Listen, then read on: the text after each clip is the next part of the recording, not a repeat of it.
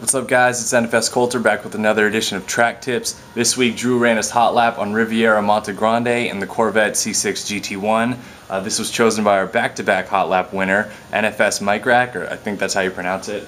Either way, interesting choice. Big, heavy, powerful American muscle car on a tight European track. Not a good combination, and it definitely requires a lot of skill and technical ability to get around this track. Obviously I've chosen the nice traditional yellow and black paint job. Coming down the front straight into what I think is probably the hardest turn in the whole track. You've got your high speed coming down the straight. You're touching the brakes just barely. You're just going to rub the brakes right at that Need for Speed billboard up there on the left, and that's also your turn in.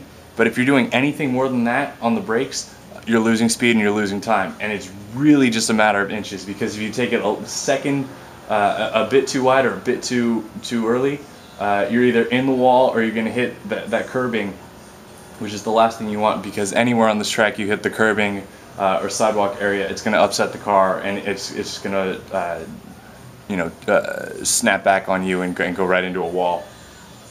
Through this section you're very slow, touching the brake, getting the car pointed in the right direction. Obviously there's a ton of power behind it and a lot of torque, so it really has a tendency to want to just get back on the gas. You really just have to be careful and roll it on, especially through here where you've got these hard hairpin turns. You see I'm barely coming to a stop. I'm nearly coming to a stop, and that's all on purpose. Sometimes in order to be fast you have to take it nice and slow. Come around, but here's one section where you actually want to get back on it, and the Corvette really shines. There's a lot of power, a lot of torque, and it's really going to catch up with any of the quicker cars through the corners. Under the tunnel, into this hard braking zone where you're going to brake. Right there on the right is that tree. That's your brake point. Slam on the brakes into this left-right chicane. Very easy through here. There's a little bit of a bump in the middle of the chicane there, which is why you really want to be easy when you get back on the power, or else the car is going to go right into the wall. You don't even, as you get back on the power here, you don't even want to slam on the accelerator or even turn. And as you'll see right here, as I just touch the wall because I don't want to have the car snap out on me.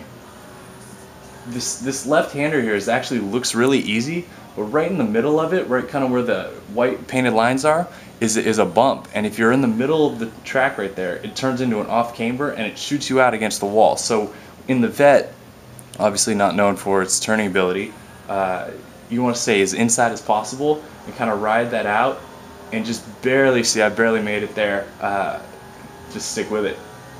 Coming into this hard left, it's just this long late apex, and see I'm braking all the way back here for a turn that's much further than it needs to be. Come out of it, and then you're into this last right-hand hairpin.